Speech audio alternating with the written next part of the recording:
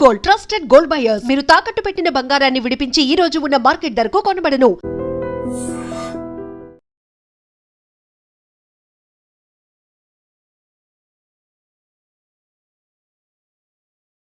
నమస్తే, welcome to I dream. ప్రస్తుతం తెలంగాణలో రాజకీయ పరిస్థితి ఏ విధంగా ఉందంటే, పచ్చగడ్డేస్తే నిప్పుల కొలిమిల అట్లా సిచ్యువేషన్ ఉంది. ఇది అధికార ప్రతిపక్షం మధ్య. అంటే పొద్దున్న లేస్తే తిట్టుకోవడమే కనిపిస్తూ ఉంది. తెలంగాణని దోచుకుంది బీఆర్ఎస్ పార్టీ, దాన్ని పూర్తిగా సెటరేట్ చేస్తున్నాం, ప్రజలందరూ కూడా సుభిక్షంగా ఉన్నారు మేము అందిస్తున్నటువంటి సంక్షేమ పథకాలతో అని చెప్పి కాంగ్రెస్ పార్టీ చెప్తుంది. అంత సీనియం లేదు. ఒక్క 2 సంవత్సరాలు అయితే పరిస్థితి ఏంటో రేవంత్ రెడ్డికి అర్థమవుతుందని చెప్పి బీఆర్ఎస్ కూడా చెప్తున్నటువంటి సిచ్యువేషన్. సో వాస్తవ పరిస్థితులు ఏంటి, యువత ఆకాంక్షల్ని ఏమైనా నెరవేర్చే పరిస్థితి కనిపిస్తుందో దీని గురించి క్లియర్గా మనం మాట్లాడదాం. ప్రస్తుతం నాతో పాటు ఉన్నారు బీఆర్ఎస్ అధికార ప్రతినిధి కరాటే రాజు గారు. నమస్తే అండి. నమస్తే అండి. కరాటే రాజు గారు, ఇప్పుడు లేటెస్ట్గా ఉద్యోగాలకు సంబంధించిన నోటిఫికేషన్లు కూడా వస్తూ ఉన్నాయి. నిన్ననే అనుకుంటా ఒక 7,000 హోంశాఖలో పోలీస్ కానిస్టేబుల్ నియామకాలకు సంబంధించిన నోటిఫికేషన్ వచ్చింది. గతంలో బీఆర్ఎస్ ఉన్నప్పుడు అసలు నిరుద్యోగులు రోడ్ల మీద ప్రతిరోజు ఆందోళనలు చేయటమే, కనీసం వాళ్ళ ఆకాంక్షలు పట్టించుకోలేదు.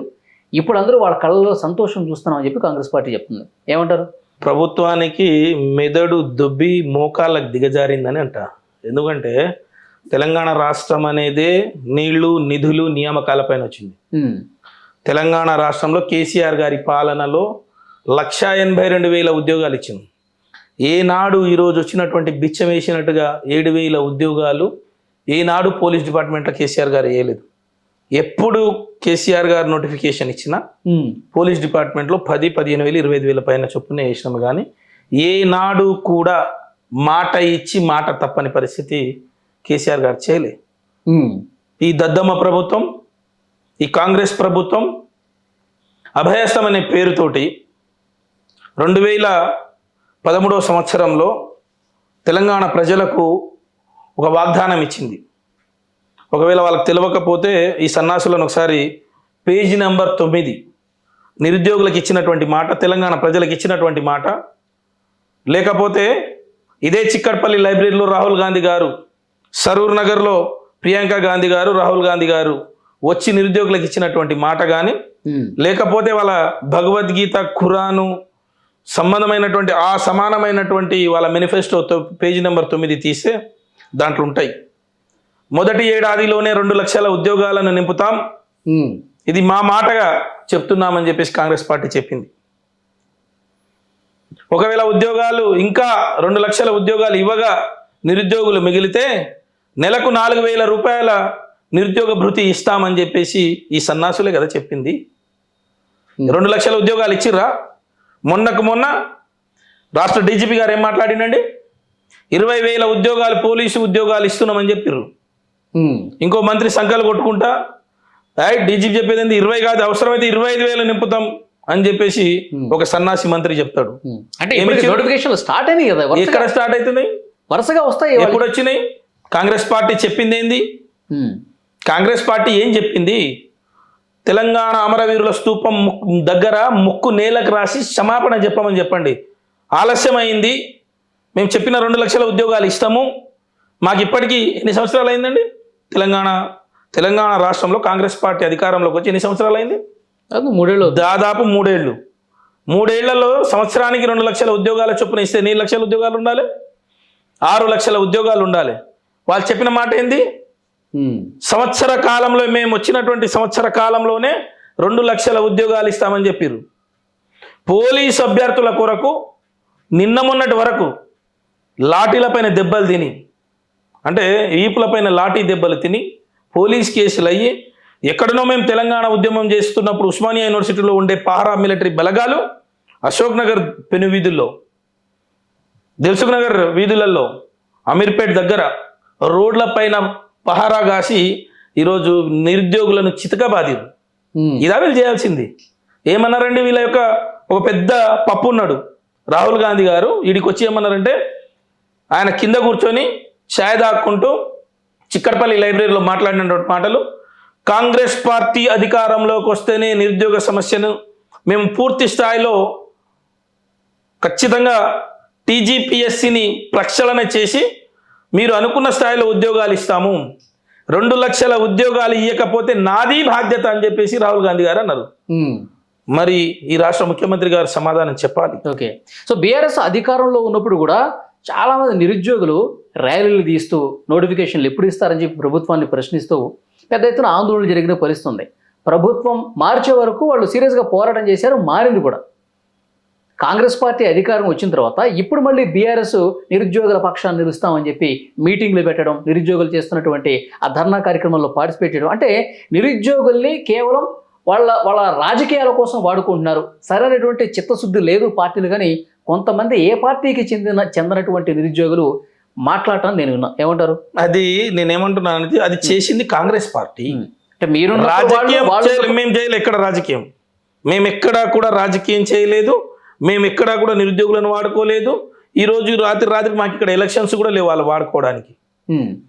రాహుల్ గాంధీ గారు, రేవంత్ రెడ్డి గారు, బట్టి విక్రమార్క గారు మాట్లాడినటువంటి మాటలు, ఎలక్షన్ మేనిఫెస్టోలో వారు పెట్టినటువంటి మాటలే నేను ఇక్కడ మీకు మళ్ళీ చెప్తున్నా. ఏమని చెప్తున్నా అండి? వీళ్ళు చెప్పిన మాటలే, నేను నా సొంత వాక్యాలు కావు. ఏమని చెప్పి నేను చెప్తున్నా కదా, election manifesto, Congress election manifesto page number 9లో చూడమని చెప్తున్నా. ఏమని చెప్తున్నా? మీరు SC ST బ్యాక్లాగ్ పోస్టుల భర్తీని సంవత్సర కాలంలోనే పూర్తి చేస్తామని చెప్పిర్రు, 2 లక్షల ఉద్యోగాలు పూర్తి చేస్తామని చెప్పిర్రు, వయస్సు సడలింపు చేస్తామని చెప్పిర్రు, ఈరోజు 20,000 పోస్టులు ఇస్తామని చెప్పిర్రు, ఈరోజు 7,000 పోస్టులు ముష్టి ఇచ్చిర్రు. ఎవరికి ఇస్తుర్రు? దేని కొరకు ఇస్తుర్రు? ఆ రోజు రాహుల్ గాంధీ గారికి పోయి ఎవరు అడగలేదు, నువ్వు రా మా కొరకు అని చెప్పేసి.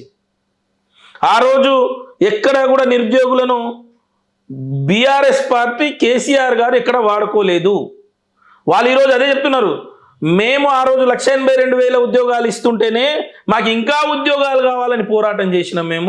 మీరు 1,82,000 కాదు, మేము 2 లక్షల ఉద్యోగాలు ఒకటే సంవత్సరంలో ఇస్తామన్నారు కాబట్టి మేము మీ ఇంటి వచ్చినాం, ప్రజల దగ్గర కాళ్ళు పట్టుకున్నాం, మా తలకాయ కడుపులో పెట్టినాము, మిమ్మల్ని గెలిపించినాము. నడి రోడ్డులో ఈరోజు మమ్మల్ని మోసం చేస్తా ఉన్నారు రేవంత్ రెడ్డి గారు అని చెప్పేసి నిరుద్యోగులు. ఇప్పుడు తెలంగాణ యువత పూర్తి అసంతృప్తితో ఉందా ఈ కాంగ్రెస్ పార్టీ? Why not? 100% అసంతృప్తితో ఉంది. ఒక్క యువత కాదండి, తెలంగాణ రాష్ట్రంలో ఒక్క యువతనో, ఒక్క నిరుద్యోగియో, లేకపోతే ఒక ఉద్యోగియో, లేకపోతే రైతో, కార్మికుడో, కర్షకుడో కాదు, ప్రతి వ్యవస్థ, ఏనాడు భారత స్వతంత్ర వనిలో చూడనటువంటి వ్యవస్థ మొత్తం కూడా తెలంగాణ రాష్ట్రంలో ఆగ్రహంగా ఉంది చాలా. నేను చెప్తా, 1-2-3 విషయాలు చెప్తా. ఎందుకు చెప్తా? నిరుద్యోగులను నట్టేట మోసం చేసినటువంటి కాంగ్రెస్ పార్టీ మీరు ఇస్తామన్న ఉద్యోగాలు ఏనాడు ఇవ్వలేదు. 2 లక్షల ఉద్యోగాలు లేవు, SC ST బ్యాక్లాగ్ పోస్టులు లేవు. మీరు ఇస్తామన్నటువంటి 4,000 రూపాయల నిరుద్యోగ భృతి లేదు. మీరు ఇస్తామన్నటువంటి ఉద్యోగ డిక్లరేషన్ ఇచ్చిర్రు, వీళ్ళు యూత్ డిక్లరేషన్ అని ఇచ్చిర్రు. సరూనగర్ స్టేడియంలో యూత్ డిక్లరేషన్ లేదు. ఇక్కడ వీళ్ళ మాట నమ్మరని చెప్పేసి వీళ్ళు ఏం చేశారంటే ఢిల్లీ నుంచి ఉన్నటువంటి వాళ్ళ పార్టీ అగ్రనాయకత్వాన్ని తీసుకొచ్చి ఇక్కడ మాట చెప్పించారు. రాహుల్ గాంధీ గారు, ప్రియాంక గాంధీ. ఇప్పుడు చెప్పింది అదే మీరు. 3 నేను ఇంకోటి చెప్తున్నా. 3 రైతులకు నట్టేటం వచ్చినటువంటి సర్కారు ఈ భారతదేశంలో అంటే ఈ రేవంత్ రెడ్డి గారిదే. అందరికీ 2 లక్షల రూపాయల రుణమాఫీ చేస్తామని చెప్పేసిరు, రైతు బంధు పెంచుతామని చెప్పేసిరు, రైతు బీమా పెంచుతామని చెప్పేసిరు. రైతు బీమా లేదు, రైతు రుణమాఫీ లేదు. ఎక్కడ కూడా పోండి ఉరుకుండి బ్యాంకుల దగ్గర ఉరుకుర్రి, పోయి 2 లక్షలు తీసుకురండి, నేను December 3 నాడు వస్తా, December 7 నాడే మీ మొత్తం మాఫీ చేస్తా అని చెప్పేసిండు. ఏడా కూడా సొంత రేవంత్ రెడ్డి గారి నియోజకవర్గమైన కొడంగల్ కానీ, సొంత రేవంత్ రెడ్డి గారు పుట్టిన కొండారెడ్డిపల్లిలో కూడా కాలేదు. మోసం, దగ. ఇంకో విషయానికి వస్తా, ఎక్కడా కూడా ఈ రోజు కూడా నిరుద్యోగులు ఏదో వైఎస్ రాజశేఖర రెడ్డి గారు ఏదైతే అధికారంలో ఉన్నప్పుడు ఫీజు రియంబర్స్మెంట్ ఉన్నారో ఆ ఫీజు రియంబర్స్మెంట్ కూడా కట్టినటువంటి చరిత్ర కేసీఆర్ గారిది. అయితే ఈ రోజు వరకు కూడా ఫీజు రియంబర్స్మెంట్ కట్టకుండా విద్యార్థులందరినీ మోసం చేస్తున్నటువంటి సర్కార్ కాంగ్రెస్ సర్కార్, రేవంత్ రెడ్డి గారు. ఇంకా విషయానికి వస్తాం, ఈ రోజు తెలంగాణ రాష్ట్రం మౌలిక అభివృద్ధి జరగాలంటే, అభివృద్ధి స్థాయిలో తీసుకుపోవాలంటే ఇక్కడ ఉన్నటువంటి కాంట్రాక్టర్లు చాలా ఇంపార్టెంట్. అంటే రాష్ట్ర మౌలిక సదుపాయాలు పెంచుకుంటూ రాష్ట్రం అభివృద్ధి పురోగతి వైపుకు సాగింది అంటే వాళ్ళ యొక్క పాత్ర చాలా ఉంటుంది. కాంట్రాక్టర్లు కూడా పోయి సచివాలయంలో అంటే సెక్రటరియట్లో ధర్నా చేసే పరిస్థితి తీసుకొచ్చింది ఈరోజు కాంగ్రెస్ పార్టీ. రైతులు బాధపడతా ఉన్నారు, ఇంకోవైపు నిరుద్యోగులు బాధపడతా ఉన్నారు, ఫీజు రియంబర్స్మెంట్ రాకుండా విద్యార్థులు బాధపడతా ఉన్నారు.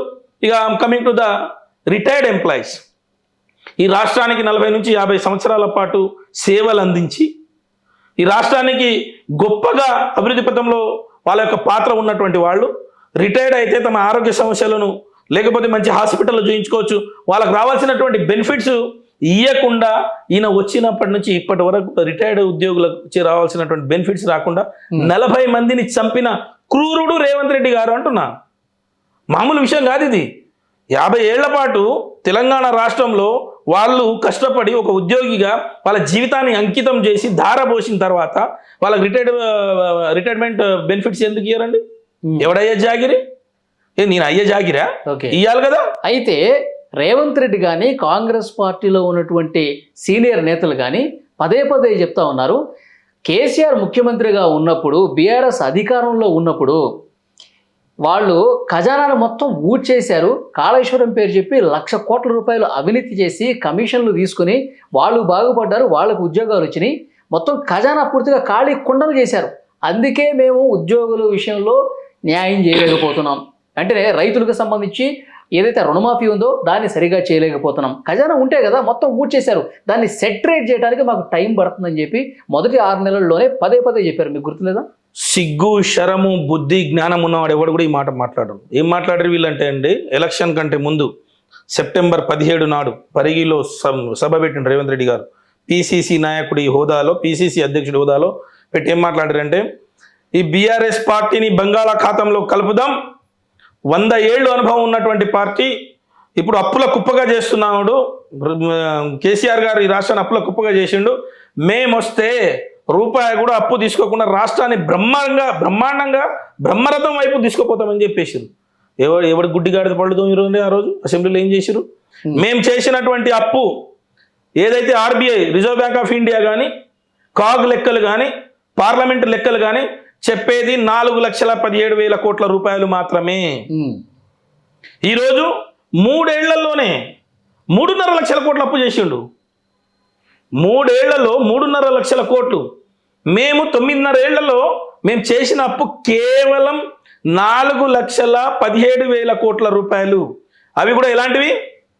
పాలమూరు రంగారెడ్డి, ఏవైతే ఆ రోజు నత్తనడక సాగినటువంటి భీమా, కోయల్ సాగరు, ఎస్ఎల్బిసి, నెట్టెంపాడు, ఇందిరా ప్రియదర్శిని, ఆ తర్వాత ఇక్కడ తీసుకుంటే భక్త రామదాసు, ఇలాంటి ప్రపంచంలోనే నివ్వెరబోయేటట్టుగా కాళేశ్వరం ప్రాజెక్టు, ఇవన్నీ కట్టినాం.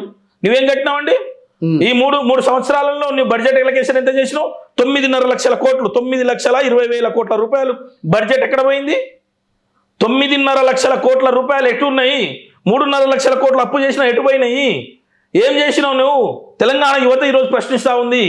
తెలంగాణ యువత ఈరోజు రోడ్డు మీదకి నిన్ను ఖచ్చితంగా నిలదీసే రోజు వస్తుంది. 3.5 లక్షల కోట్ల అప్పు చేసిన డబ్బు ఎక్కడికి పోయింది? ఈ 3 ఏళ్లలో నువ్వు పెట్టినటువంటి బడ్జెట్, సాక్షాత్తు అసెంబ్లీలో పెట్టినటువంటి బడ్జెట్ నువ్వు 9.5 లక్షల కోట్లు. ఎటు పోయినాయి 9.5 లక్షల కోట్లు? ఏ డెవలప్మెంట్ చేసినావు? ఏ ఒక్క ఎకరానికైనా ఆయకట్టు ఇచ్చినావా? కొత్త ఆయకట్టు ఇచ్చినావా? కొత్త ప్రాజెక్ట్ చేపట్టినావా? కొత్త బిల్డింగ్ కట్టినావా? కొత్త రోడ్ వేసినావా? ఏం చేసినావని 9.5 లక్షల కోట్ల రూపాయలు ఎక్కడ పోయినాయి? ఏమైందంటారు? ఆ బడ్జెట్ ఢిల్లీకి పోయినాయి అంట. నేను ఆయనను మూటలు మోసే అలవాటు రేవంత్ రెడ్డి గారి కాబట్టి, సూట్ కేసులు మోసే అలవాటు కాబట్టి, ఆ రోజే కోమటిరెడ్డి వెంకరెడ్డి గారు చెప్పినట్టుగా 50 కోట్లతోటి పిసిసి పదవి తెచ్చుకున్నట్టుగా ఈ రోజు ముఖ్యమంత్రి పదవి కూడా రెన్యువల్ కొరకు ఇక్కడ పెడుతున్నటువంటి బడ్జెట్ మొత్తం కూడా ఢిల్లీకి పోతుందని చెప్పేసి నా ఆరోపణ. లేదంటే తెలంగాణ ప్రజలు ఎందుకు చచ్చిపోతా ఉన్నారు? నిరుద్యోగులు చచ్చిపోతా ఉన్నారు, ఉద్యోగులు చచ్చిపోతా ఉన్నారు, రిటైర్ అయిన వాళ్ళు చనిపోతా ఉన్నారు, రైతులు చనిపోతా ఉన్నారు, తెలంగాణ రాష్ట్ర ఆర్థిక పురోగతి బాగాలేదు, జిఎస్డిపి పెరగలేదు, పర్ క్యాపిటల్ ఇన్కమ్ పెరగలేదు, తెలంగాణ అభివృద్ధి పెరగలేదు, రెవెన్యూ రావడం లేదు, ఎక్కడ పడితే అక్కడ రియల్ ఎస్టేట్ లో డెవలప్ కాలేదు. నువ్వు డెవలప్ అయింది ఒక మందు దాంట్లోనే, మద్యంలో నువ్వు డెవలప్ అయినావు తప్ప ఎందుకు ఈరోజు రెవెన్యూ అండ్ స్టాంప్స్ లో పెరగట్లేదు? రెవెన్యూ అండ్ స్టాంప్స్ లో మరియు మద్యంలోనే పెరిగింది, వేరే దగ్గర నుంచి ఎందుకు ఆదాయం రావట్లేదు? ఎన్ని రిజిస్ట్రేషన్లు అవుతున్నాయి? ఎందుకు ఈరోజు రియాలిటీ రంగం మొత్తం కూడా పడకేసింది? ఎందుకు ఈరోజు ఉద్యోగులందరూ నిరుద్యోగులు మొత్తం కూడా రోడ్లపైన ఉన్నారు? ఎందుకు రైతులు ఈరోజు పంటలు వేయలేని పరిస్థితుల్లో ఉన్నారు? ఏం చేసినావు నువ్వు? 90% పూర్తయినటువంటి పాలమూరు నేను నల్లమల్ల బిడ్డ అని చెప్పేసి రేవంత్ రెడ్డి గారు ఆ నల్లమల్లలో ఉన్నటువంటి ఎస్ఎల్బిసిలో చిక్కుకుపోయిన ఆ ప్రాణాలు ఇచ్చినటువంటి బుడదల పోయినటువంటి వాళ్ళని బయటికి తేలేనని అసమర్థుడివి నువ్వు. నల్లమల్లలో ఎస్ఎల్బీసీలో పూడుకుపోయినటువంటి కార్మికులకు బయటికి తీయలేని అసమర్థుడు కావా? 90% పూర్తయినటువంటి పాలమూరు రంగారెడ్డి లిఫ్ట్ ఇరిగేషన్ని పూర్తి స్థాయిలో కంప్లీట్ చేయలేని దద్దమని నువ్వు కావా? మళ్ళీ వచ్చి మొన్న మాట్లాడతాడు ఏమంటాడంటే పాలమూరు రంగారెడ్డిని, నాకు ఈ ప్రాజెక్ట్ అర్థం కావట్లేదు, సంవత్సరం తర్వాత పోయి ప్రాజెక్ట్ అర్థమవుతలేదు అంటున్నాడు. మరి నీకు ప్రాజెక్ట్ ఎప్పుడు అర్థం కావాలి? ప్రజల అవసరాలు ఎప్పుడు తీర్చాలి? ఆ ప్రాజెక్ట్ని ఎప్పుడు పోయాలి? నువ్వు 10% ఖాళీగా కాలువలు తోమి నీళ్ళు ఇవ్వాలి, నీ పని అంతే. కాలువలు తోమలేని నువ్వు ఏం ముఖ్యమంత్రివి అంటున్నా. ఈరోజు నేను కూడా పాలమూరు బిడ్డను, ఆయన చూస్తే పాలమూరు అని చెప్పుకోవడానికి సిగ్గుపడతా ఉన్నా. ఒక రాష్ట్ర ముఖ్యమంత్రిగా గొప్పగా ఉండి అందరికి అవకాశం కల్పించాల్సిన అవకాశం ఉన్నప్పుడు నువ్వు ఎవరికి ఏది కల్పించకుండా నీ సూట్ కేసులు మోసుడు, ఢిల్లీకి పోవడు తప్ప ఇంకేం చేస్తున్నావు నువ్వు? ఏమైంది నీ ఒక్క పని? ఒక సూటి ప్రశ్న, కరెక్టే రాజు గారు. మీరు బీఆర్ఎస్ కంటే ముందు రేవంత్ రెడ్డి గారి దగ్గర ఉన్నారు. రేవంత్ రెడ్డి గారితో అటాచ్మెంట్ మీకుంది. బీఆర్ఎస్కి వచ్చే ముందు మీరు ఆయన దగ్గర ఉన్నారు. అవును. మరి ఇప్పుడు చాలా సీరియస్గా ఆరోపణ చేస్తున్నారు. ఏది ఈ సూట్ కేసులు మోసుడు, ఢిల్లీకి తీసుకెళ్ళు, ఆయన నైజం మీరు దగ్గర నుంచి చూశారు కదా, నిజంగానే అలాంటి వ్యక్తిత్వం ఉన్న మనిషి ఆయన? నేనేమంటున్నాను, సూటిగా ఒక మాట చెప్తున్నా. నిజంగా నీకు ఆ వ్యక్తిత్వమే లేకపోతే, తెలంగాణ పైన ప్రేమనే ఉండి ఉంటే తెలంగాణలో ఎందుకు ఈ నత్తనడక సాగుతా ఉన్నాయి? నేను చెప్పిన మాట కాదండి అది. స్వయంగా కాంగ్రెస్ సంబంధించినటువంటి మంత్రి, నీ క్యాబినెట్లో ఉన్న మంత్రి కదా, నేను చెప్పింది కాదు అది. నీ క్యాబినెట్లో ఉన్నటువంటి నీ సహచర మంత్రి ఏం చెప్పారు? పిసిసి పదవి తీసుకురావడానికి నువ్వు 50 కోట్ల రూపాయలు ఇచ్చి తీసుకొచ్చినావు, ముఖ్యమంత్రి పదవి కూడా సేమ్ అదే రకంగా చేసినావు అని అంటున్నారు ఆయన. నా మాటకు కాదు ఇది, నా మాటకు నేను ఎక్కడ చెప్తలేను. నేనేమంటే రేవంత్ రెడ్డి గారు చేసే పనులు గొప్పగా ఉండాలని ఆశిస్తా.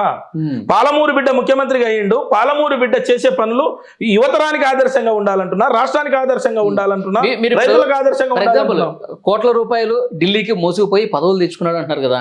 ఇప్పుడు కాంగ్రెస్ పార్టీలో చాలా పోటీ ఉంటది కదా, ముఖ్యమంత్రి పదవి కోసమో పిసిసి అధ్యక్షుడి పదవి కోసం చాలా పోటీ ఉంటుంది. అలా డబ్బులు ఖర్చు పెట్టేటువంటి స్థాయిలో నాయకులు కూడా చాలా మంది ఉన్నారు కాంగ్రెస్ పార్టీలో. మరి ఈ ఒక్కడికే సాధ్యమైందా? ఆ డబ్బులు ఇచ్చేది, ఆ కోట్ల రూపాయలు ఇచ్చేది ఏదో ఈ కోమటిరెడ్డి బ్రదర్స్, లేకపోతే వాళ్ళు ఇయ్యలేక, వాళ్ళు నిజాయితీగా ఒక సముద్రాన్ని చాలా సంవత్సరాలుగా కష్టపడుకుంటూ పనిచేసుకుంటూ వచ్చారు వాళ్ళు. ఈయన చేసే నక్కజిత్తుల వేషాల వల్ల, ఈయన అక్కడ మేనేజ్ చేసుకోవడం వల్లనే ఈయనకు వచ్చింది. ఈ తెలంగాణ సమాజానికి అందరూ తెలుసు. ఎందుకంటే చేసే ప్రతి పని, నేను 3 సంవత్సరాలు అయింది తెలంగాణ రాష్ట్రంలో, నేను చేసిన అభివృద్ధి ఇది అని చెప్పలేక ఉదయం లేసి కేసీఆర్ గారిని తిడుతూ ఉన్నాడు. లేదా నిజంగానే ఒకవేళ నేనే కాదు కదా, కోమటిరెడ్డి వెంకటరెడ్డి గారు చెప్తున్నారు, ఉత్తమ్ కుమార్ రెడ్డి గారు చెప్తున్నారు, కోమటిరెడ్డి వెంకటరెడ్డి గారు చెప్తా ఉన్నారు, రాజగోపాల్ రెడ్డి గారు చెప్తా ఉన్నారు. కాంగ్రెస్ లో అంత ఈజీ అయితే వాళ్ళు కూడా తెచ్చుకోవచ్చు కదా. ఎవరు ఈజీ? ఆయన ఉన్నారు కాబట్టి తెచ్చుకోవాలి. ఇప్పుడు తెచ్చుకుంటారు. ఆయన ముఖ్యమంత్రిగా ఉన్నాడు. ఇప్పుడు నేను చెప్పేది ఏంది, ఆనాడు వీళ్ళు 50 కోట్లు పెట్టే పరిస్థితి లేకుండా ఆయన బ్లాక్ మెయిలర్ కాబట్టి తెచ్చుకున్నాడు. బ్లాక్మెయిల్ చేసి డబ్బులు సంపాదించిండు, తీసుకుపోయి అక్కడ ఇచ్చిండు, ఇచ్చేసి. కాంగ్రెస్ పార్టీలో ఇది కాంగ్రెస్ పార్టీ సంస్కృతి ఇది కాదు. కాంగ్రెస్ పార్టీలో దశాబ్దాలుగా ఉన్న వాళ్ళు ఆ సంస్కృతికి తెలియదా మరి? అంటే తెలుగుదేశం పార్టీ నుంచి ఎటు వచ్చేసి కాంగ్రెస్ పార్టీకి వచ్చేసి వర్కింగ్ ప్రెసిడెంట్ అయిపోయి చేసుకున్నాడు. ఇప్పుడు ఈ ప్రశ్న అంత బుర్ర లేదా అంటున్నా ఇక్కడ. అవును, లేకనే కదా వీళ్ళు తెలంగాణ రాష్ట్రాన్ని అంత అన్యాయం చేస్తున్నారు. వీళ్ళకి నిజంగానే బుర్ర లేక, వీళ్ళకి నిజంగానే ఆ నక్కజిత్త వేషాలు లేక వీళ్ళు ఈ రకంగానే ఉన్నారు. వేరే కాంగ్రెస్ నాయకులు రేవంత్ రెడ్డి గారికి నక్కజిత్తుల వేషాలు తెలుసు కాబట్టే పిసిసి తెచ్చుకున్నాడు, ముఖ్యమంత్రి తెచ్చుకున్నాడు. ఈరోజు తెలంగాణ రాష్ట్రాన్ని అమ్మడానికి సిద్ధపడ్డాడు. తెలంగాణ రాష్ట్రం అభివృద్ధి పథంలో ఎక్కడ కూడా అభివృద్ధి వైపు ముందుకు పోతలేదు, పురోగమనం వైపు లేదు, తిరోగమనం వైపు ఉంది కాంగ్రెస్ పార్టీ. సార్, ఇప్పుడు అభివృద్ధి సంక్షేమ కార్యక్రమాల్లో తెలంగాణ టాప్ ఉందని చెప్పి రేవంత్ రెడ్డి చెప్తా ఉన్నారు. రేవంత్ రెడ్డి ఎన్నో అద్భుతమైనటువంటి కార్యక్రమాలు చేస్తారు. రైతు భరోసా నుంచి ఇప్పుడు పేదలకి 1,00,000 ఇండ్లు అని చెప్పి సిగ్గుశరం ఉండాలి. ముఖ్యమంత్రి గారికి నేను చెప్తున్న సూటిగా సమాధానం చెప్పాలి నువ్వు, లేకపోతే పొంగులేటి శ్రీనివాసరెడ్డి గారు చెప్పాలి. ఎక్కడ 1,00,000 ఇళ్ళు ఇస్తున్నావు? నువ్వు బడ్జెట్ ఎంత అలొకేషన్ చేసినావు? బడ్జెట్ లో గృహానికి సంబంధించి ఎంత అలొకేషన్ చేసినావు? బడ్జెట్ లో నిధులు ఎన్ని పెట్టినావు? ఎన్ని ఇళ్లకు? ఎక్కడికి వెళ్ళి తెస్తున్నావు? సమాధానం చెప్ప మన కాంగ్రెస్ నాయకులకు. బడ్జెట్ లో పెట్టిందేమో పిడికేడంతా, చెప్పేదేమో పైన గంపెడంతా. ఎట్లాంటిది? ఎట్లా పాసిబుల్ అవుతుంది? ఈరోజు ఇవే కెమెరాలు తీసుకొని పోదాం, ఐ డ్రీమ్స్ తీసుకొని పోదాం రోడ్ల మీద. ప్రతి రోడ్డు పైన, ప్రతి ఆ మెట్రో పిల్లర్ల కింద కానీ, ఫ్లైఓవర్ల కింద కానీ 1,00,000 ఇళ్ళు, ఇంద్రమ్మ 1,00,000 ఇళ్ళు, ఇంద్రమ్మ 1,00,000 ఇళ్ళు అని ఇచ్చిర్రు. ఇస్తున్నావా 1,00,000 ఇళ్ళు? ఇచ్చినవా 1,00,000 ఇళ్ళు? ఎక్కడ కట్టినావు 1,00,000 ఇళ్ళు? దానికి డబ్బులు ఎప్పుడు విడుదల చేసినావు? ఎక్కడ కన్స్ట్రక్షన్ చేసినావు? ఇప్పుడు తెల్లారితే 1,00,000 ఇళ్ళు కనిపించవు కదా. ఈ 5 సంవత్సరాలు పూర్తి అయ్యే కాలంలో పూర్తి చేస్తాడేమో. వాళ్ళు చెప్పింది ఏంటండి, ఎన్ని ఇళ్ళు ఇస్తామని చెప్పారు వాళ్ళు? కాంగ్రెస్ అభయహస్తంలో మేనిఫెస్టోలో వాళ్ళు ఎన్ని ఇళ్ళు ఇస్తామన్నారు? సంవత్సరానికి 5 లక్షల ఇళ్ళు ఇస్తామన్నారు. సంవత్సరానికి 5 లక్షలు, సంవత్సరానికి 5 లక్షల ఇళ్ళు ఇస్తామన్నారు. ప్రతి నిరుపేదకు వీళ్ళు ఇస్తున్నది ఏందనుకుంటారు మీరు? ఇంకొకటి, ఇప్పుడు దానికి ఎంత ఒక అప్లికేషన్ ఎంత ఇస్తున్నారు తెలుసా అండి మీకు? ఇందిరమ్మ ఇళ్ళకు అప్లికేషన్ ఫామ్ నింపి ఇవ్వడానికి 10,000 రూపాయలు. పెద్ద గమ్మత్ చెప్తా చూడండి, బాగా చాలా మందికి తెలియదు. ఫామ్ నింపడానికి 10,000 రూపాయలు. ఇందిరమ్మ ఇళ్ళు ఒకవేళ మీకు గిట్ట వచ్చేసింది అనుకుందాం, మీరు కట్టాల్సింది ఎంత? 6 లక్షల రూపాయలు. ప్రభుత్వం ఇచ్చేది ఎంత? 5 లక్షల రూపాయలు. ఇది ఉచిత ఇల్లు ఎట్లయితుందండి? నాకు చెప్పండి, ఉచితంగా ఇల్లు ఎట్లయితుంది ఇది?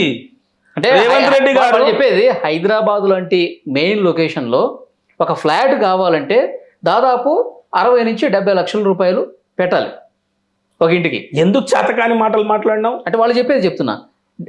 నేను చెప్పేది వాళ్ళకి అదే సూటిగా. మీరేం చెప్తున్నారు? హైదరాబాద్ లో ఒక ఫ్లాట్ కావాలంటే 50-60 లక్షల రూపాయలు అవుతుంది, మరి వాళ్ళు చాలా పెడుతున్నారు, వాళ్ళు ఇస్తున్నారని. నువ్వు 50 లక్షల రూపాయలు ఫ్లాట్ ఎందుకు కడుతున్నావు? అందులో 10% 6 లక్షల రూపాయలు ఖర్చు. దేనికి? మరి అదే మాట చెప్పాలి కదా అభయస్థంలో. మేము లబ్ధిదారులకు 5 లక్షల రూపాయలు వాళ్ళు ఇస్తారు, మేము 5 లక్షల రూపాయలు ఇస్తామని చెప్పడానికి నీకు నష్టమేమి ఉండే? అంటే మోసం చేస్తున్నావు, మోసపు మాటలతోటి ఓట్లు వేయించుకున్నావు. పొంగులేటి శ్రీనివాసరెడ్డి గారు ఓపెన్ గా చెప్పారు. ఎక్కడ చెప్పలేదు. అభయహస్తంలోని కాంగ్రెస్ మేనిఫెస్టోలోని ఎక్కడ కూడా మీరు 5 లక్షల రూపాయలు ఇవ్వాలి, కాంగ్రెస్ అప్లికేషన్ అదే ఇందిరమ్మ ఇళ్ళ అప్లికేషన్ 10,000 రూపాయలు ఇవ్వాలి అనేది ఎక్కడ పెట్టలేదు. ఎక్కడ పెట్టలేదు. ఈరోజు మోసం చేస్తారు నిటారుగా. నిరుపేదలకు, తెలంగాణలో ఉన్నటువంటి నిరుపేదలకు కానీ, ఇక్కడ ఆటో కొడుతున్న వాళ్ళకి కానీ, రిక్షా కొడుతున్న వాళ్ళకి కానీ, అద్దాల మీద పనిచేస్తున్నటువంటి వాళ్ళకి కానీ ఇందిరమ్మ ఇళ్ల పేరుతోటి వాళ్ళ పేర్లు రాసుకొని వాళ్ళ దగ్గర డబ్బులు తీసుకుంటున్నటువంటి వాళ్ళు ఈరోజు 5 లక్షల రూపాయలు 5 లక్షల రూపాయలు ప్రభుత్వం ఇస్తుందంట సార్. ఆయన చెప్పింది నేను చెప్తున్నా. 5 లక్షల రూపాయలు ప్రభుత్వం ఇస్తుంది. ఇంకా మిగతా 6 లక్షల రూపాయలు 10 సంవత్సరాల టైం పీరియడ్ ఉంటుంది. సంవత్సరానికి వాళ్ళు ఈఎంఐ పద్ధతిలో ఎందుకు పెడుతున్నారు అంటున్నా, ఎందుకు ఇవ్వాలంటున్నా. మీరు ఇదే మాట ఎందుకు ఎలక్షన్ లో చెప్పలేదు? ఎలక్షన్ లో మీరు 5 లక్షల రూపాయలు మీరు కట్టాలి, 6 లక్షల రూపాయలు కట్టాలని ఎందుకు చెప్పలేదు? మీ అప్లికేషన్ 10,000 రూపాయలు ఉంటుందని ఎందుకు చెప్పలేదు? రెక్కాడితే కానీ డొక్కాడదండి. ఉదయంలో పని చేస్తే 200 రూపాయలు, 400 రూపాయలు, 800 రూపాయలు, 1000 రూపాయలు వస్తాయి. ఆడవారికి అయితే 400 రూపాయలు వస్తాయి, మగవాళ్ళకైతే 800 రూపాయలు వస్తాయి. అడ్డ మీద కూలికి పోతే రోజు ఆటో కొడితే 1000 రూపాయలు సంపాదిస్తాడు. ఆటోకు డీజిల్ తీసేయంగానే మళ్ళీ ఆయనకి ఇంటి ఖర్చులు తీయగానే, పిల్లల ఖర్చులు తీయగా ఆయన మిగిలేదు రోజు 100 రూపాయలు, 100-200 రూపాయలు మిగులుతాయి. ఆ 100-200 రూపాయలు తీసుకుపోయి ఎందుకు ఇవ్వాలి? పాయింట్కి వస్తాను. ఇప్పుడు బీఆర్ఎస్ పార్టీ మరి ఎందుకంటే ఆందోళన చేయట్లేదు? బీఆర్ఎస్ పార్టీ ఎందుకంటే సీరియస్ గా రోడ్ల మీదకి వచ్చి ప్రశ్నించట్లేదు? పేదవాడు ఎందుకు వాడు డబ్బులు ఇవ్వాలని చెప్పి మీరు ఎందుకు ఆందోళన చేయట్లేదు? మరి 100% ఆందోళన చేస్తుంది. ప్రజాస్వామ్యంలో ప్రతిపక్షంగా బాధ్యత వహిస్తున్నది మేమే. ప్రతి చోట ఎందుకు అప్లికేషన్ వెళ్ళిపోతున్నాయి, 10,000 రూపాయలు కడుతున్నారు, మోసం చేస్తున్నారని ఎందుకు కట్టాలండి అని చెప్పి మీరు ఆందోళన చేయాలి. అదే చెప్తున్నాం మేము ఇప్పుడు మా పార్టీ హరీష్ రావు గారు కానీ, కేటీఆర్ గారు కానీ రోజు చెప్పేదే అది. మీరు ప్రెస్ మీట్లు పెట్టి మాట్లాడితే ఏం ఒరగదు సార్. మీరు రోడ్ల మీదకి వచ్చి ఆందోళన చేసి ఇప్పుడు 10,000 కట్టినాడు కూడా వెనక్కి ఇచ్చేయండి అని చెప్పి డిమాండ్ చేయాలి. మీరు ధర్నాలు చేస్తున్నది బీఆర్ఎస్ పార్టీ. ప్రతి ఊర్లో రైతులను తీసుకుపోయి ధర్నాలు చేస్తున్నది బీఆర్ఎస్ పార్టీ. ప్రతి ఎంఆర్ఓ ఆఫీసుల దగ్గర కూర్చుంటున్నది బీఆర్ఎస్ పార్టీ. ప్రతి ప్రాజెక్టుల దగ్గర పోయి రైతులతో కలిసి పనిచేస్తుంది బీఆర్ఎస్ పార్టీ. నిరుద్యోగుల పక్షాన కొట్లాడుతున్నది బీఆర్ఎస్ పార్టీ. నీళ్లు లేకపోతే హైదరాబాద్కు మంచి నీళ్ళు ఇవ్వాలని కొట్లాడుతున్నది బీఆర్ఎస్ పార్టీ. ఎక్కడ ఏ చిన్న సమస్య వచ్చినా అక్కడ పోయి నిలబడి ధైర్యంగా ప్రజలకు ధైర్యం ఇస్తుంది, ప్రతిపక్ష బాధ్యత వహిస్తున్నది బీఆర్ఎస్ పార్టీ.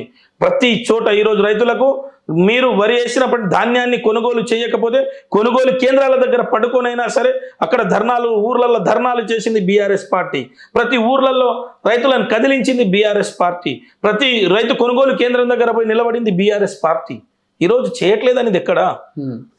నాశనం చేసింది కూడా బీఆర్ఎస్ పార్టీ. ఎక్కడా చేయలేదు.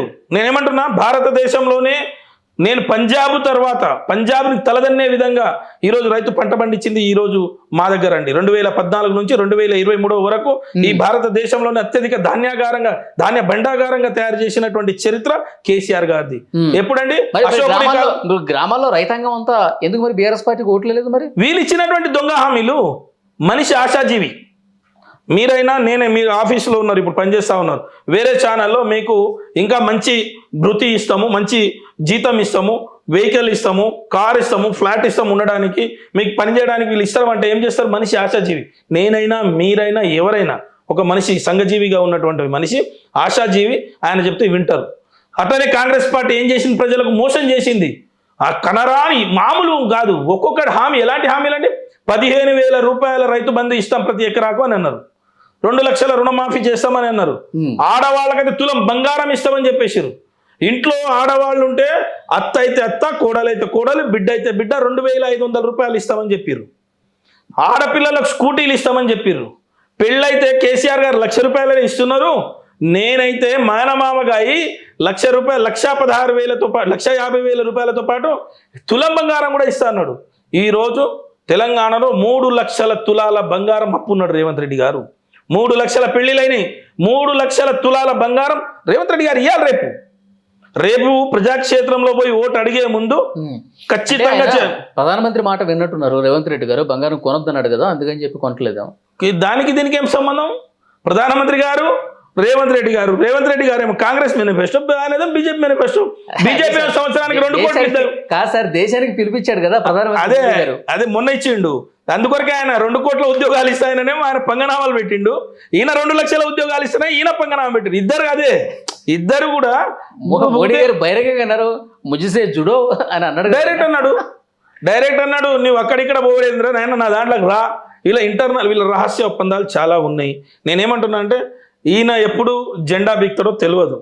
ఈయన అటువంటి వాళ్ళే తెలంగాణ రాష్ట్రంలో ఉండాలి. కాంగ్రెస్ ఒరిజినాలిటీ తెలుస్తుంది. జెండా బిక్తాడంటే బీజేపీలోకి పోతాడు. ఎప్పుడైనా ఏదైనా జరుగుతుంది రాజకీయాల్లో. ఎప్పుడు ఏం జరుగుతుందో ఎవడు కూడా ఊహించడానికి కష్టం. సాక్షాత్తు జనాల ముందు, ప్రెస్ ముందు, మీడియా ముందు, అందరి ముందే రేవంత్ రెడ్డి గారు డైరెక్ట్ గా మోడీ గారు చెప్పారు, హంసే జూడో ఆవో చలో మిల్కే చలింగి అన్నాడు. అయిపోయి ఇంకా అక్కడ ఉండేదేముందండి. సో తెలంగాణ రాష్ట్రాన్ని అప్పుల కుప్పగా చేస్తుంది రేవంత్ రెడ్డి గారు. 3 ఏళ్లలో 3.5 లక్షల కోట్లు ఎక్కడ ఉన్నాయి అంటున్న డబ్బులు. 3.5 లక్షల కోట్లతో నువ్వేం చేసినావు? కనీసం మెట్రో రైళ్ళను ఒక 4 పిల్లర్లు వేసినావా?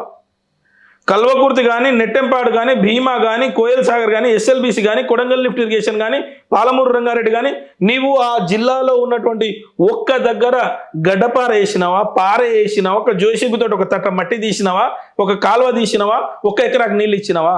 ఓ పాలమూరు బిడ్డగా అడుగుతున్న సమాధానం చెప్పు. పాలమూరు బిడ్డగా నీతోటి కలిసి నడిచిన, నేను నీ అడుగులో అడుగు వేసి నడిచిన, నీ కూడా ప్రాణానికి త్యాగం చేయడానికి సిద్ధపడినటువంటి వ్యక్తిగా ఈరోజు నేను అడుగుతున్నా, పాలమూరులో ఉన్నటువంటి ఒక్క ప్రాజెక్ట్ అయినా తట్ట మట్టి తీసినావా? పాలమూరులో ఒక కొత్త కంపెనీ తీసుకొచ్చినావా? పాలమూరులో ఒక కొత్త పాఠశాల కట్టినావా? పాలమూరులో ఒక కొత్త కళాశాల కట్టినావా? పాలమూరులో ఒక్క బిల్డింగ్ అయినా కొత్తది కట్టినావా? ఒక్క పాలమూరేగా తెలంగాణలో ఎక్కడా కూడా ఏమీ చేయలేదు రేవంత్ రెడ్డి గారు. తెలంగాణకు రేవంత్ రెడ్డి గారు ఏమీ చేయలేదు. తెలంగాణలో ఏం చేస్తున్నారు? రేవంత్ రాజ్యాంగం నడుస్తూ ఉంది. ఎవరైనా ప్రశ్నిస్తే కేసులు పెడుతున్నాడు, జైలు పంపిస్తున్నాడు. ఎవరైనా ఇంకా అధికారులు ప్రశ్నిస్తే వాళ్ళని ఏసీబీ ట్రాప్ చేస్తుండు, జైలుకు పంపిస్తా ఉన్నాడు. ఎవరైనా పెద్దవాళ్ళు మాట్లాడితే కేసులు కడుతుండు, కక్షలు పెడుతున్నారు. అంటే మొత్తానికి తెలంగాణలో రేవంత్ రెడ్డి పని అయిపోయింది, వచ్చేది బీఆర్ఎస్. 100% రేవంత్ రెడ్డితో సహా అందరు ఓడిపోతున్నారు వాళ్ళు.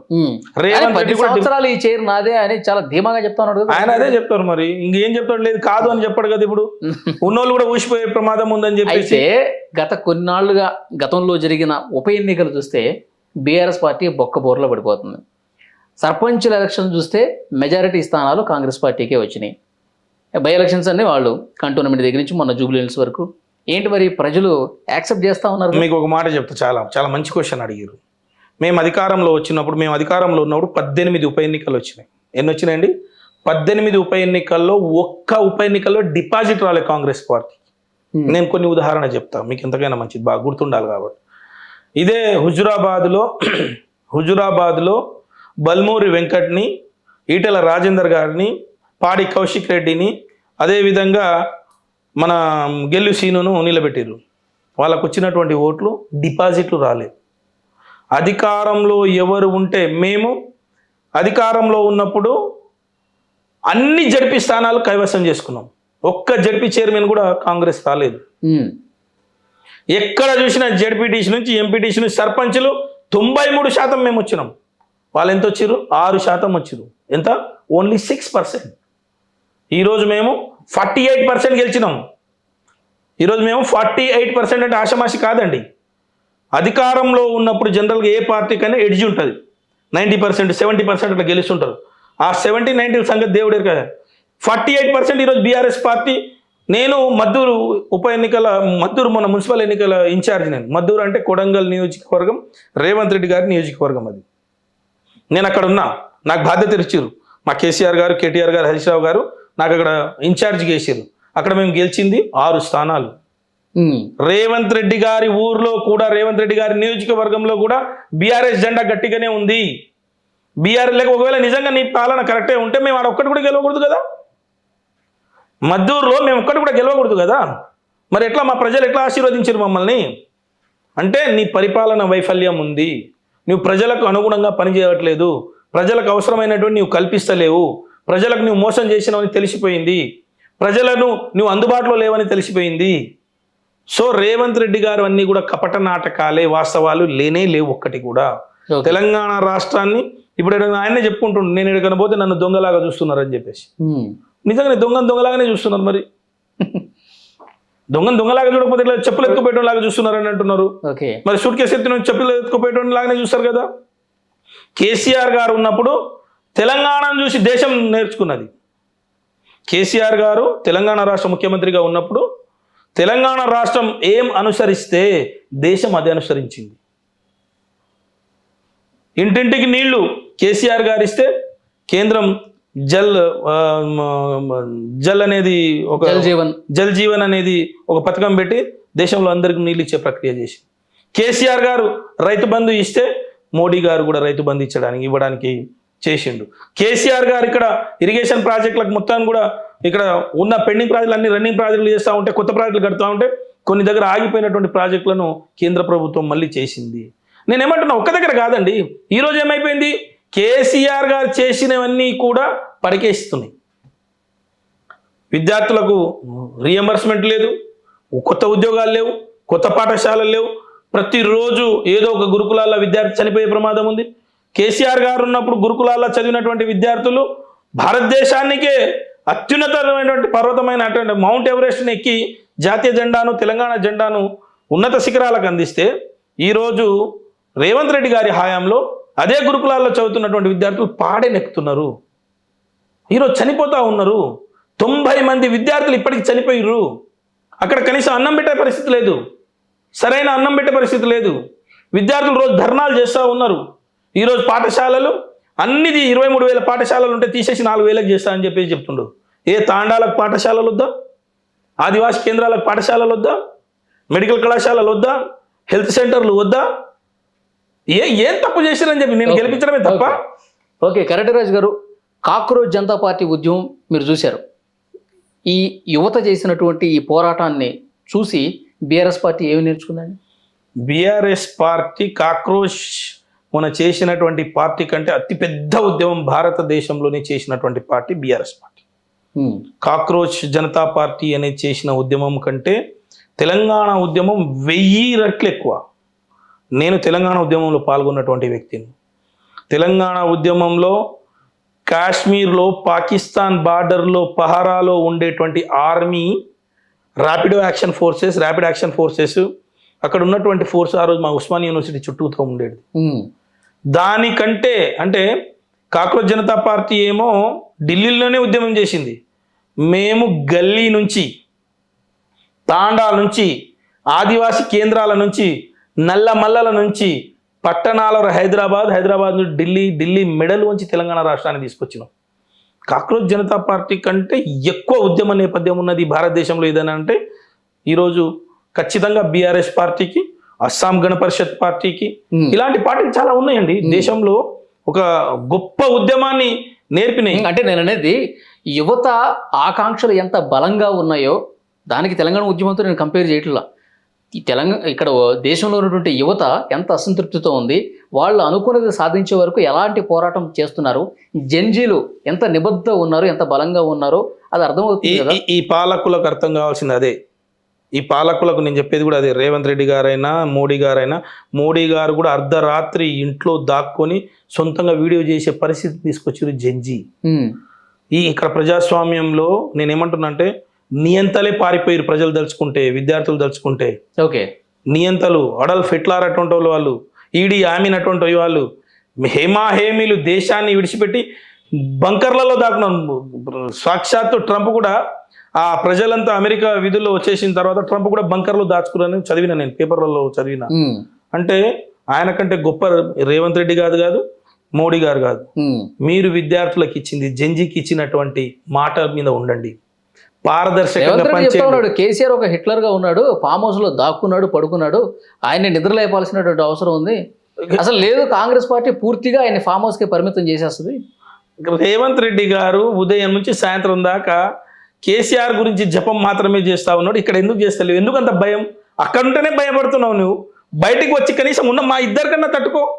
మా కేసీఆర్ గారు సంగతి దేవుడేరు కానీ నువ్వు అక్కడ ఉన్నటువంటి హరీష్ రావు గారికి, టైగర్ కేటీఆర్ గారికి, టైగర్ హరీష్ రావు గారికి తట్టుకోమని చెప్పు. అసెంబ్లీలో చేతకాదు సమాధానం చెప్పడానికే ఒక్కొక్కరిని ఫుట్బాల్ ఆడుకున్నట్టు ఆడుకున్నారు హరీష్ రావు గారు. రేవంత్ రెడ్డి గారు ఆయన చెప్పడం ఏంటంటే దాన్ని అరుంధతి సినిమాలో విలన్తో పోల్చుతూ ఫామ్ హౌస్ పశుపతిగా ఆయన్ని సంఖ్యలు కట్టేశాం, ఇంకా బయటికి రాడు. పశుపతి ఎవరండి?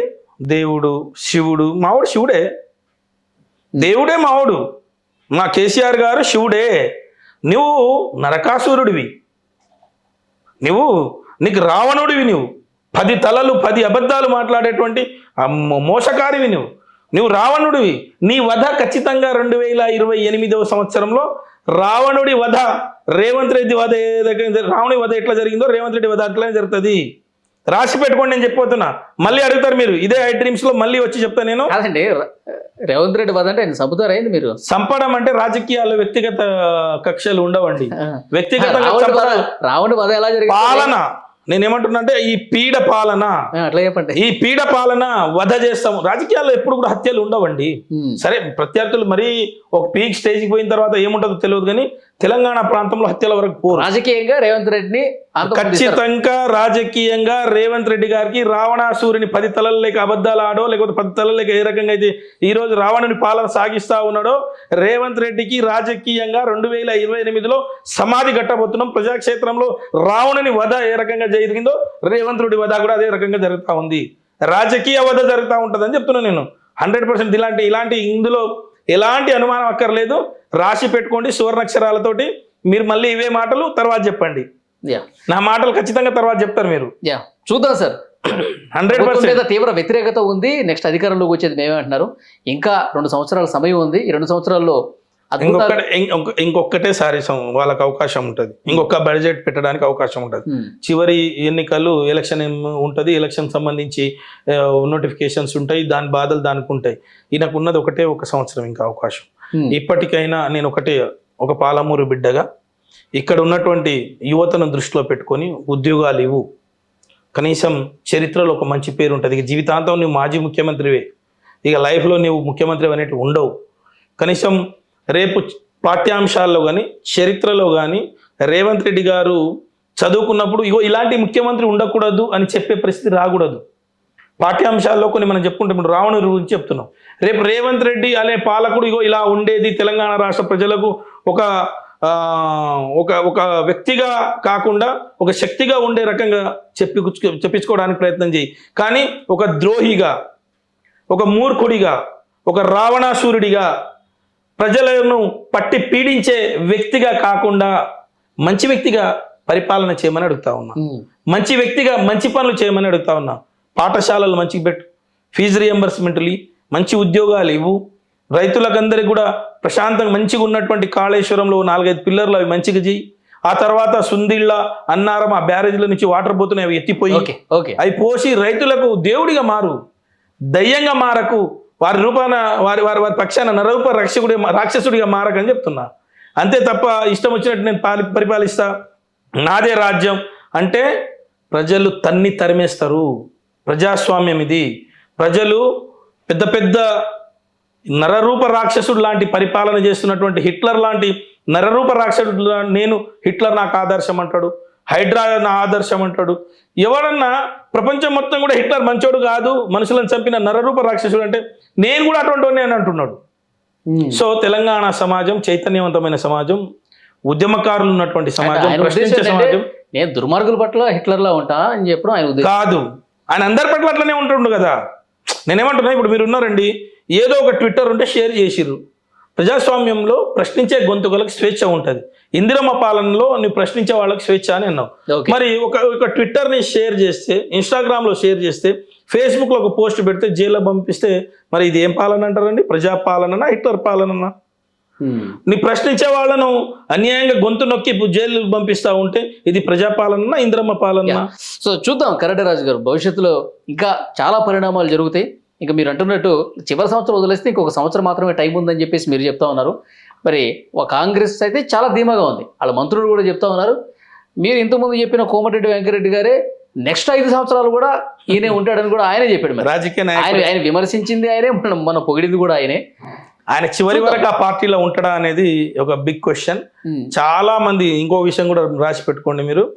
ఈరోజు కాంగ్రెస్ ఏదైతే క్యాబినెట్లో ఉన్నటువంటి మంత్రులు కానీ, కాంగ్రెస్లో గెలిచినటువంటి ఎమ్మెల్యేలు కానీ, రేపు వచ్చే ఎన్నికల్లో వీళ్ళు అదే పార్టీ నుంచి నిలబడతారా? వీళ్ళు అప్పటి వరకు కాంగ్రెస్ పార్టీలోనే ఉంటారా? రేవంత్ రెడ్డి గారి నాయకత్వంలో వీళ్ళు పనిచేస్తారా? వీళ్ళు రేపటి భవిష్యత్తు ఎట్లా ఉంటుంది అనేది ఇంకొక సంవత్సరం ఆగితే తెలిసిపోతుంది. చివరి సంవత్సరం ఏదైతే ఉంటుందో రేవంత్ రెడ్డి గారికి పట్టపగలు చుక్కలు చూపించేది కూడా కాంగ్రెస్ పార్టీ నాయకులే, ఆ ఎమ్మెల్యేలే, ఆ మంత్రులే. ఇది కూడా 100% రాసి చూద్దాం ఎట్లా ఉండబోతుందో. మళ్ళీ ఒకసారి మనం కలుద్దాం. Thank you very much. Thank you so much.